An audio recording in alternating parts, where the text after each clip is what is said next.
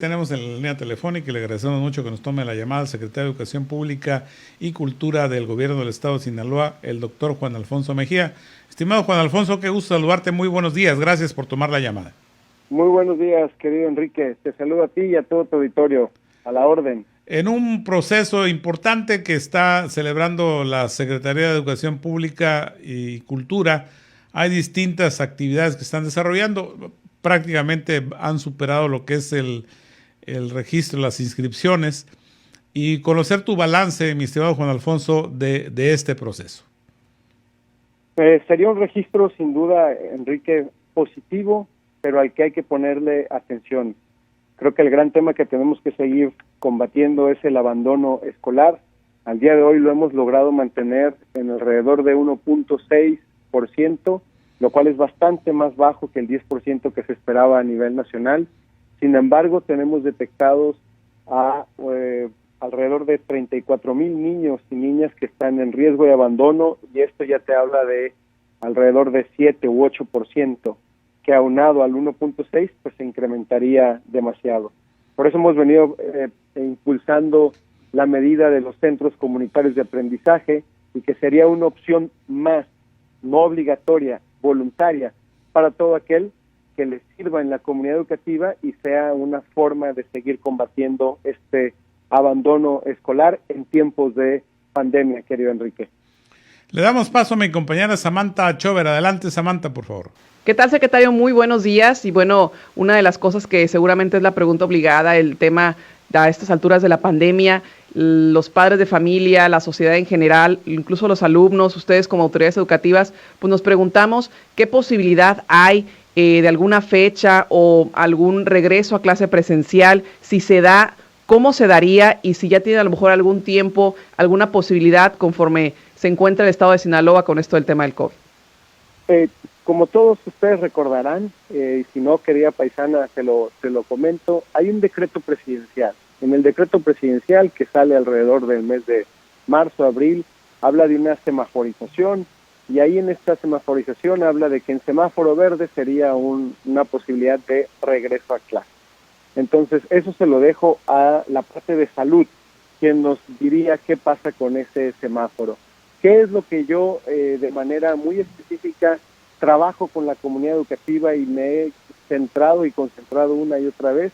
Es en 5 principios básicos, Samantha, que más allá de si el semáforo es verde, verde fosforescente, amarillo, amarillo opaco y todas las connotaciones que le quieran poner, 5 principios que serán claves para nosotros para no improvisar.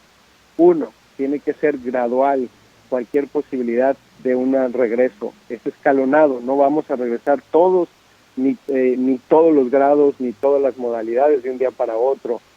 Tiene que ser territorializada la medida, nunca será lo mismo La Concha en Escuinapa o Goros en Ahome, mucho menos pensar en Juantillos, ahí en Mazatlán. Tiene que ver con el contexto. En todo momento la escuela ha sido parte de la solución, por lo que no me lo imagino que sea obligatorio en un inicio. Para aquellos papás, mamás que todavía sienten alguna cautela que deben de llevar, bueno, pues buscaremos respetar esa cautela en la medida que la comunidad educativa pueda hacerlo.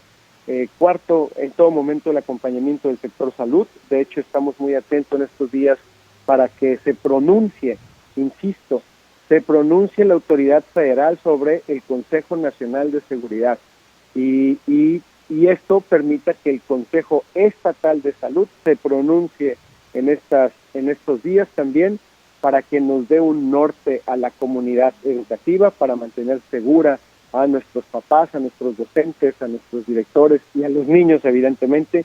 Y 5, en todo momento tendremos que seguir cuidando las medidas de sana distancia, cuidar la asistencia si es lunes y miércoles, si es martes y jueves.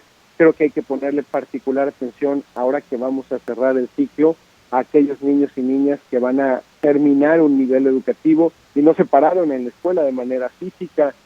Cómo los vamos a acompañar para ese importante paso en su vida, pasar de preescolar a primaria, primaria a secundaria, secundaria a preparatoria y así sucesivamente. Así es que, sin importar cuándo se dé ese regreso y lo que diga salud, y que se pronuncie la autoridad federal.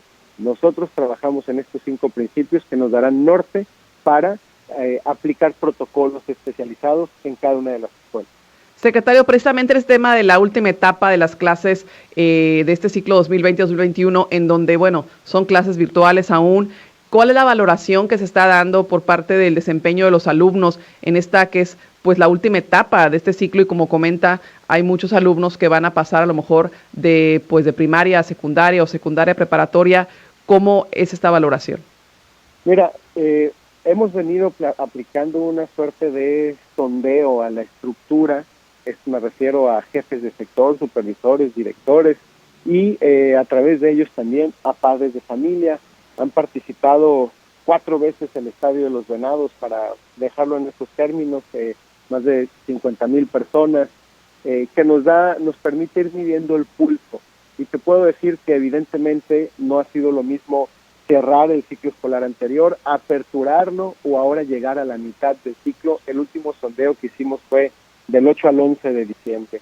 Y ahí hay un dato al cual particularmente le hemos venido dando seguimiento sobre, pongámoslo en términos familiares, y es una suerte de el cansancio que puede existir en la comunidad educativa, y creo que este ha venido aumentando de 22 a 29%. Creo que sigue siendo, si tú quieres, entre comillas, bajo, es 1/3, pero es una tendencia importante a la cual hay que estar, no dejar de valorar. Y esto puede deberse a muchos motivos.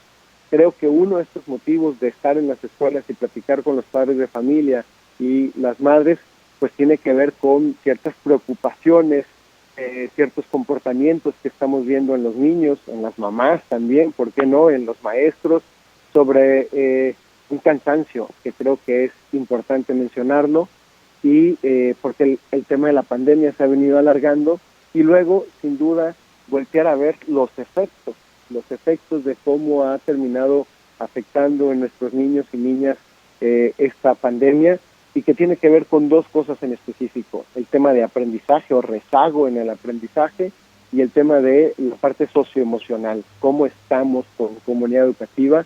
Y por eso insisto, hay que imaginar otro tipo de medidas. Los centros comunitarios de aprendizaje son un espacio para rehabilitar escuelas o habilitar escuelas y poder dar un acompañamiento diferente a aquel que lo ocupe, y nos permita ir agarrando aire, poco a poco, agarrando aire, y que creo que habrá que focalizar de manera más específica en aquellos niños que van a cambiar de nivel educativo y que me parece trascendental, querida Samantha.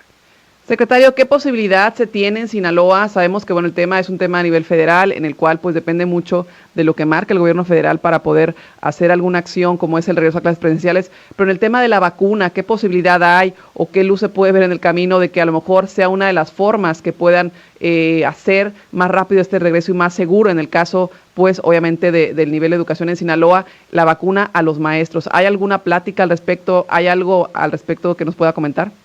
Mira, me parece importante diferenciar, y a través de tus micrófonos es una gran oportunidad, Enrique, Samantha, auditorio, el diferenciar esta medida que estamos impulsando de centros comunitarios de aprendizaje y la parte de la vacunación. El centro comunitario de aprendizaje hay que dejarlo correr, y en paralelo hay que ver otro tipo de medidas que puedan favorizar a nuestros maestros, a nuestra comunidad educativa, y el gobernador Quirino Ordaz ya logró una de las cosas más complicadas que se veían, y es poner en la agenda pública nacional vacunar a todos los docentes. Y ya se habló, el presidente de la República, López Obrador, se pronunció al respecto y ya comentó que los maestros en Sinaloa serían vacunados. ¿Qué es lo que ahora se necesita? Instrumentar, es decir, hacer realidad el pronunciamiento del presidente de la República. ¿A quién le compete esto?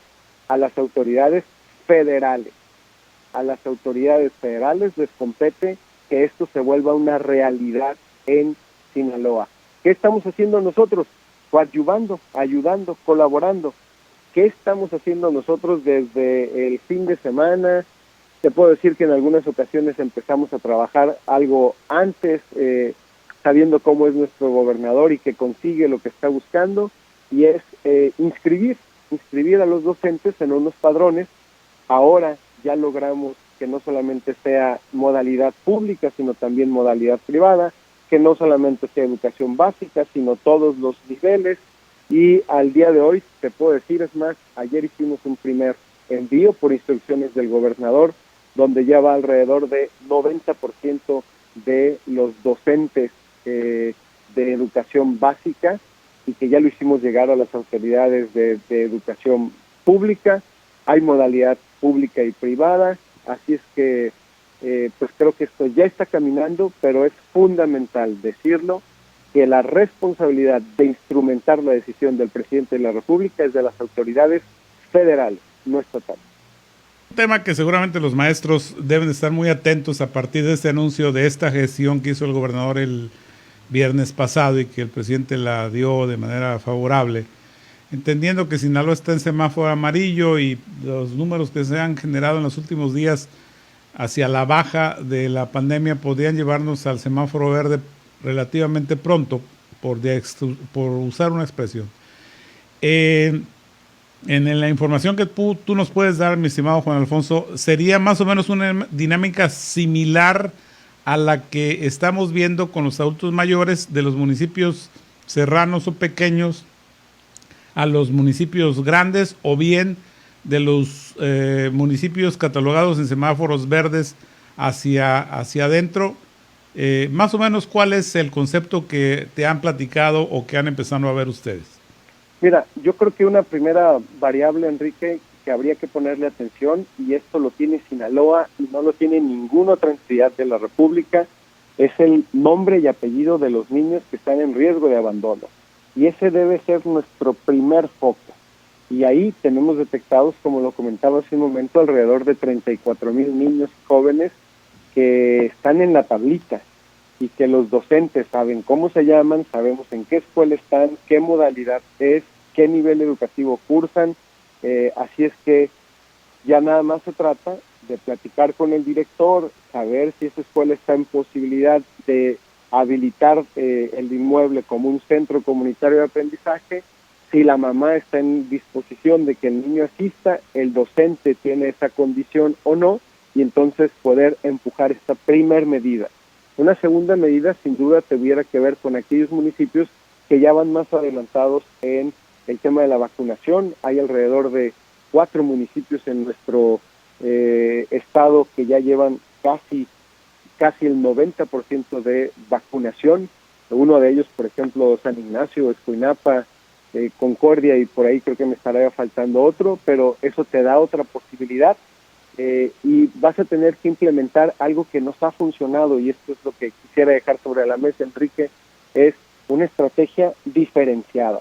No puede ser Sinaloa aplicarlo de manera general a toda la República o al centro del país, y luego los municipios encontrar variantes de acuerdo a su contexto, territorializar la medida y luego darle una prioridad o una focalización que tiene que ver la persona, el niño, qué es lo que le está pasando, para irnos cuidando. Y sin importar si hay semáforo verde o no, creo que tendremos que ir en una lógica gradual, no obligatoria, y eso nos va a ir permitiendo aterrizar 9 medidas que después, si tú me lo permites, estaremos platicando contigo y tu auditorio, muy específicas sobre protocolos en las escuelas. Secretario, y bueno, en resumen, con toda esta información, le hago una pregunta como mamá, ¿verdad? ¿Me podría usted decir concretamente qué posibilidad hay en porcentaje, en número, de volver en agosto al nuevo ciclo de manera presencial, aunque sea de manera escalonada?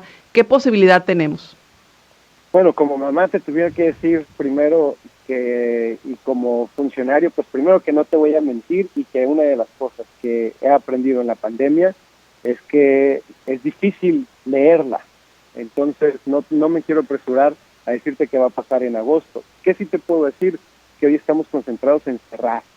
Y para poder pensar en aperturar en agosto, todo depende. Dime cómo terminas hoy y te diré cómo abres mañana. Entonces hay que concentrarse hoy en cerrar. Y después veremos las medidas que tengan que ver con aperturar. Veremos qué pasa con ese semáforo. Habremos tenido experiencias sobre cómo resultaron los centros comunitarios de aprendizaje, tendremos claridad qué pasó con las vacunas.